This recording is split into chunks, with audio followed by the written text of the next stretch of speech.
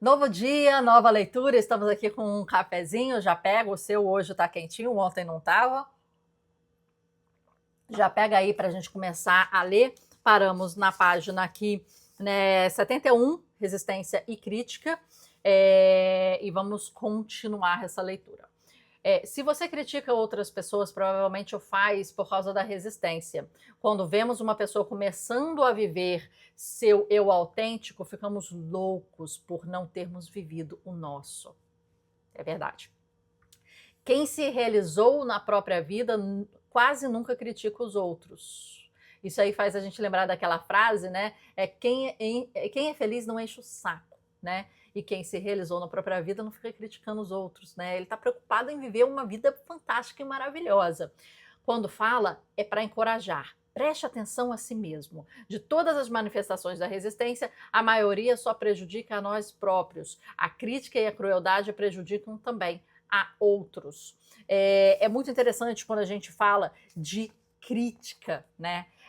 E realmente é isso, quando a gente está muito cheio da gente, a gente não tem nenhum olhar para olhar o outro, a não ser que, aí eu faço uma ponderação aqui, por exemplo, pessoas que eu amo muito e que tenho próximo ao meu seio familiar ou ao meu seio de amigos. Pô, esquisita essa frase, né? Mas você entendeu aí, né? O que acontece? Eu vou querer aconselhar, eu vou querer criticar construtivamente, positivamente, mas eu vou querer, né? Porque eu quero que aquela pessoa seja a minha melhor versão, a sua melhor versão. Eu quero que aquela pessoa, né, seja elevado a grandes potências, né? Então eu vou falar, cara, não tá fazendo isso, tá fazendo aquilo, estuda mais, entrega mais, você pode, né? Percorra seu sonho, vá além, fica aí hora extra, fica aí, vira à noite, porque é o que você quer. Eu vou ficar criticando positivamente, a palavra crítica parece que sempre traz, né, um lado negativo, né? Poxa, me criticou. Mas a crítica pode ser construtiva, pode ser positiva. Ela é, na verdade, independente, positiva ou negativa, ela é sempre difícil. Difícil para quem dá e difícil para quem ouve. Mas ela é importante. E quando é construtiva, é melhor ainda. E tem poucas pessoas na vida que vão fazer esse papel para você. Por isso, se você tem alguém que não passa a mão na sua cabeça, que te ama muito, que consegue te enxergar, não de uma forma romântica, que vai falar, nossa, que lindo, tá tudo lindo, tudo maravilhoso, adorei, depois você me explica melhor isso. Mas uma pessoa que fala assim, cara, tá ruim, poderia ser melhor, precisava trabalhar mais. Se você tivesse feito mais horas extras, ia ficar bem melhor. Isso aqui tá bom, tá legal, mas não tá no seu nível, né? Você faz isso melhor. Ou você poderia ter pesquisado mais. Ou você lançou cedo demais, ou lançou tarde demais. Tipo, a pessoa consegue te criticar de uma forma até que dói, né? Que é ruim, que você fica, cara, uma pessoa chata pra caramba, né? Chata pra caramba, mas ok. Mas fala umas verdades na cara. Essa pessoa que fala umas verdades na cara, ela tem que ser valorizada. Ela tem que ser muito valorizada. Porque é muito mais fácil a pessoa se exceder, né? Por exemplo, vou trazer o exemplo do Joel J aqui, né? O Joel J, e aí vem uma opinião, não é um fato, não é uma coisa que eu tô falando, é uma opinião minha. Não sei se vocês conhecem o Joel J, começou na natação, depois trabalhou com o Instituto Neymar, e depois, hoje tem algumas empresas, podcasts, né, livros e etc e tal, muito focado em performance, muito focado em motivação, em coisas assim. No entanto, na minha opinião, e repito isso de novo, para você não ficar cricrizeiro em cima de mim, o negócio é o seguinte, na minha opinião, ele não teve uma carreira top dentro da natação, né? Os números mostram aí. Teve uma carreira ok, como um nadador brasileiro. Não foi nada de Phelps, não foi nada de Gustavo Borges, não foi nada de, né, não chega nem a níveis ali, né? Mas teve uma carreira como nadador e teve uma carreira como instrutor e tal. E ok, fez o seu, ganhou várias medalhas e tal. Não chega na nata, não chegou nem próximo à nata. nata, brasileira, não estou nem falando mundial, brasileira, não chegou nem próximo a essa nata. Como profissional e empresário, eu acho que o grande ponto de diferencial dele, da carreira inteira dele, foi o seguinte: não é nem performance, não é nem motivação, que é o que ele fala, é networking. É networking. Né? Ele já falou muitas vezes que, vamos supor, o Thiago Nigro ligava para ele, você tem como, né, tá aqui pra gente conversar e tal. E ele fala, cara, tô aí pertinho, né, tô indo, não sei o quê. Ele tava, sei lá, não sei quantas horas de distância, ia pegar trânsito, ia pegar viagem, ia pegar não sei o quê, mas ele falava, não, tô aí pertinho, tô chegando daqui a pouco, não sei o quê, blá, blá, blá, blá, blá, tenho um tempo livre. E ele se dava o jeito para ele conseguir encontrar o Thiago Nigro, na época que ele não era tão conhecido, para trocar uma ideia com o Thiago Nigro, para chegar próximo, chegar junto e estar nesse ambiente. Então, essa masterização e modelagem de ambiente, de networking, para mim, é o que foi mais fenomenal nele na crescida dele. Né? E aí colou no Caio Carneiro, colou no Flávio Augusto, né? Que são pessoas, o Flávio Augusto é uma pessoa que veio do nada e cresceu fazendo o que ele faz, vendas, né? O seu core business, venda de curso de inglês, de matrícula, de etc e tal. Teve um ótimo exit, ficou multimilionário com isso e depois começou a ter podcast, participar de podcast, livros e etc e tal, e dividir sua carreira, né, já multimilionário lá, americano, com várias trusts e funds e offshores e etc e tal. Caio Carneiro veio das vendas, masterizou o processo, colocou, como é que é, aquele livro, Seja Foda, não sei o quê, blá, blá, blá, e começou a trabalhar e a desconstruir o processo de vendas aqui no Brasil. Foi um dos que fez isso muito bem e conseguiu ficar muito rico com isso. O Joel J, ele ficou muito, muito rico porque conseguiu boas conexões. E teve um momento que ele fala, né, além dessas corridas aí para conexões e networking, ficar próximo de gente que estava não sei o quê, a começar por aquela influência, como que é? Aquela influência que veio do ramo da arquitetura, não sei se é Carol, alguma coisa, a influência do ramo da arquitetura, que foi que começou a projetar ele logo colou no Thiago Nigro e foi colando nas pessoas, assim, e foi fazendo networking aí, e material, e lives, e etc, e falando de performance e motivação. Ele é muito bom de oratória, muito bom de networking, apesar de vender performance e motivação, né? Mas se você for ver, a carreira dele se pautou em quem ele conhece, quem ele colou, né? Ficou junto, né? E tal. E até hoje tem casa com o Caio Carneiro, com não sei o quê, tem o empreendimento, tem o coffee. E aí ele teve uma visão empresarial nesse sentido. Mas ele não fala sobre o que ele é muito bom, né? Porque ele é melhor ainda. Gostaria de vê-lo falando sobre as estratégias de networking, porque foi nisso que ele foi legal. Mas teve uma passagem que ele falou muito interessante com o Thiago Nigro, desvirtuei agora um pouco, mas foi muito interessante, porque o Thiago Nigro, ele mandou uma mensagem para um monte de gente, né? Desculpa, o GeoJ mandou uma mensagem para um monte de gente, fala assim, me defina em uma palavra. Né? Isso é interessante, se você quiser fazer também, manda para 5, 10 amigos, entre famílias, né, em diversas categorias diferentes, trabalho, hobby, família, conhecidos, né, família estendida, família não sei o quê, pessoas que você conhece, porteiro, essas coisas assim, uma palavra que te define, né, ou sei lá, 3 palavras que te definem. E o Joel J mandou isso para o Thiago Nigro, né, há muito tempo atrás, e o Thiago Nigro respondeu desperdício. É muito difícil você fazer esse tipo de exercício, né? É muito difícil você fazer esse tipo de exercício que você pede, né, por livre e espontânea vontade, um feedback. Porque você, ao receber, você tem, possivelmente você tipo assim, você se defende, né? Em vez de você internalizar, entender, trabalhar e etc e tal, e seguir esse processo, você se defende. Não, mas desperdício, mas como assim? E o Thiago Nigro falou para ele desperdício. E ele falou que isso chocou ele naquele momento, né?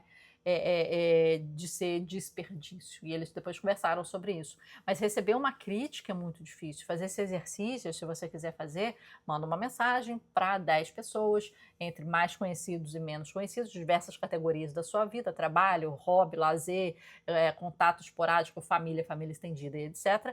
Tipo, me defina em 3 palavras, ou me defina em uma palavra, né? Para você ver, assim, sinceramente, né? Me defina sinceramente, sem filtros, né? Para você ter. E você pode falar assim, me defina em 3 palavras, sendo que 2 delas tem que ser não passar a mão na cabeça, entendeu? Então, é muito difícil.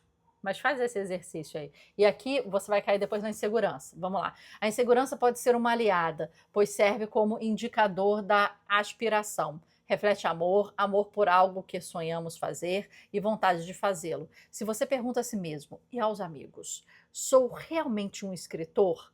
Sou realmente um artista? Então é muito provável que seja. O falso inovador é tremendamente autoconfiante. O verdadeiro é medroso. O falso inovador é tremendamente autoconfiante, o verdadeiro é medroso. Cai naquela coisa que a gente fala, né? A pessoa que fala que sabe de tudo, ela não tem a mínima noção da sua própria ignorância. E o cara sábio que fala, cara, não sei nada, é o cara, de repente, mais inteligente, né? Esses paradoxos e contrapontos.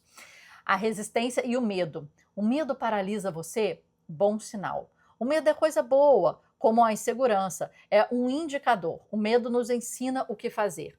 Lembre-se da nossa regra de ouro. Quanto mais medo sentimos de um trabalho ou apelo, mais certos podemos estar de que precisamos fazê-lo ou ouvi-lo.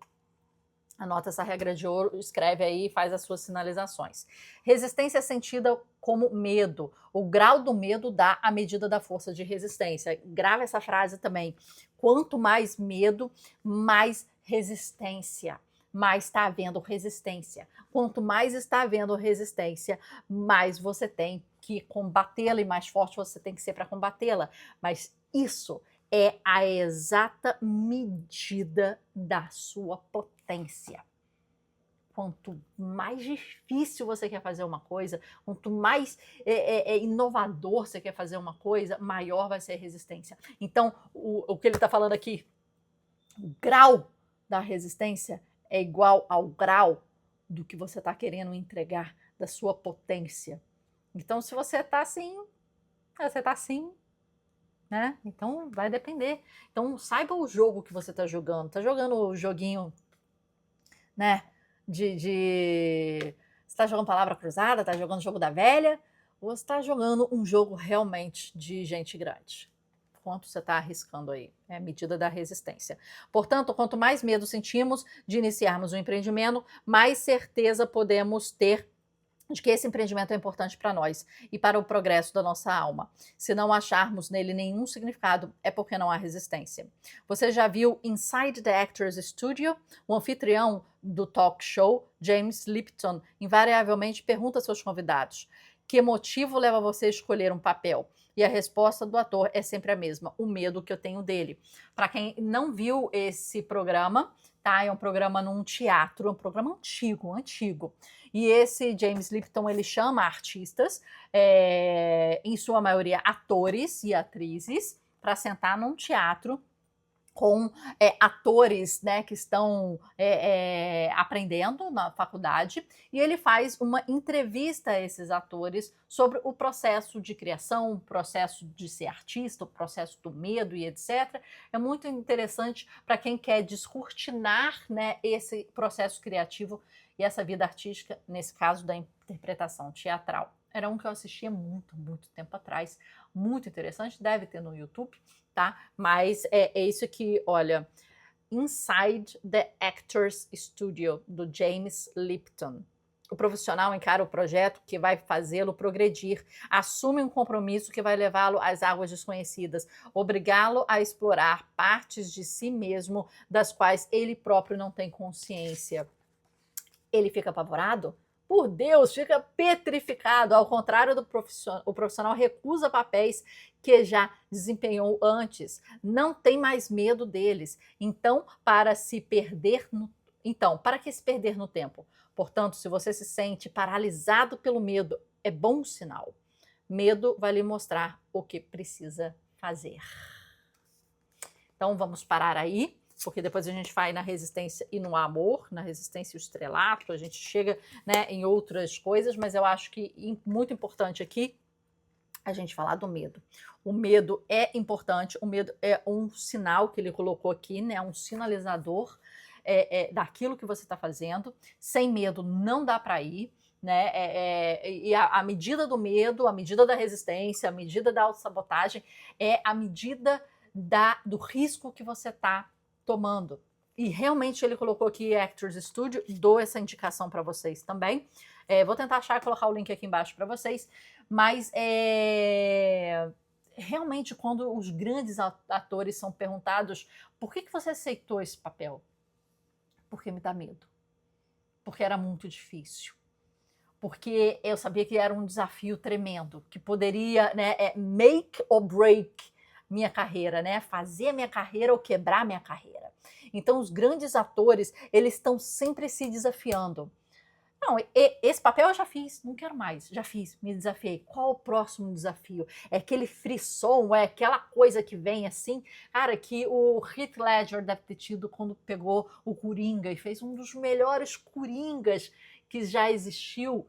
E ele foi atingido psicologicamente, ele ficou abalado porque ele entrou tão dentro daquela personagem que ele já saiu de uma forma muito diferente. E isso dá medo, né? O artista que mexe com as suas emoções, porque imagina você possivelmente fica atrás do seu computador, ninguém te vê, ninguém sabe que é você trabalhando ali, você está protegido por telas, né? Você está protegido por não dar cara à tapa.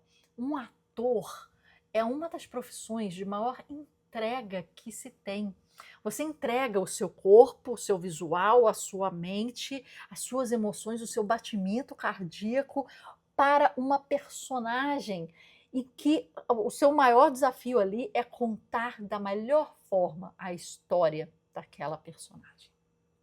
E para isso, você vai beijar, você vai ter relações, você vai sentir no seu corpo, você vai chorar, você vai sentir quando tem tapa, você vai sofrer, né, em lado positivo, em lado negativo e lado positivo, o que aquela personagem sofreu, passou, e você vai fazer laboratórios, testes, estudos, entrevistas, tendências, você vai entrar naquele mundo e você precisa ter um switch muito, muito bom enquanto você liga para ser aquele personagem, enquanto você desliga de ser aquele personagem. E esse switch tem que funcionar, porque se ele não funcionar bem, a sua vida entra na personagem, a vida da personagem entra na sua vida. Então, aí que você tem os romances com atores que estão fadados a não dar certo, muito deles. Murilo Benício, um cara que não tem um bom switch. Fazer um personagem, fazer uma novela com alguém e casa, tem filho com alguém, e ele não consegue dividir esses dois momentos. A Alessandra Negrini, como é que é? Dolabella, Falabella, não sei o que, Falabella, Giovanna Antonelli, e vai indo, porque ele não tem um bom switch, parece que não fecha direito esses dois hemisférios, mas é porque é muito difícil, né? Imagina o dia que você está com dor, que você está cansada, que você só quer ir lá para o seu trabalho fazer uma planilha Excel, tipo, o chefe, estou indo embora. Não, o trabalho do ator, estou cansada, estou com dor, é ele se colocar no spotlight, ele se colocar na frente, é ele falar para público, ele com dor, ele com problema, ele tendo perdido alguém, ele tendo problema em casa, ele tendo 300 coisas na cabeça, ele tem que dar esse switch. Se ele está chorando, ele tem que rir, se ele está rindo, ele tem que chorar, e ele emprestar a sua essência naquele momento a uma história. e depois desligar. Uma das coisas mais difíceis, se você já teve a experiência, é uma das coisas mais difíceis e que você está toda hora mexendo com você. Você. E aí sim tem muito medo. E aí sim esses desafios são cada vez maiores. E aí sim são pessoas muito sensíveis a críticas que a gente falou, a insegurança e a medo. Mas elas são movidas por isso também. Por isso que respondem ao James Lipton, porque eu achei que não seria capaz, porque eu achei que seria um grande desafio, porque eu achei que eu não tinha feito isso antes, que isso ia fazer ou quebrar a minha carreira. E é esse o próximo desafio a ser escolhido. Colocar a resistência aqui no topo, não brincar com ela para baixo, brincar com ela no topo, porque é assim que grandes profissionais, grandes atores, e a gente consegue ver mais, né, a carreira dos atores, é assim que eles se tornam o que eles devem se tornar na vida. Grandes profissionais que impactam a vida de outras pessoas. Só aumentando o nível de resistência, aumentando o risco do jogo, aumentando o nível de crítica, o nível de medo, o nível de segurança, a ponto de se desafiar a cada novo projeto. E você está fazendo isso? Qual é o seu nível de resistência? Qual é o seu nível de medo, de risco? Você está jogando para valer ou você está aqui na vida a passeio? Pensa nisso. Até amanhã.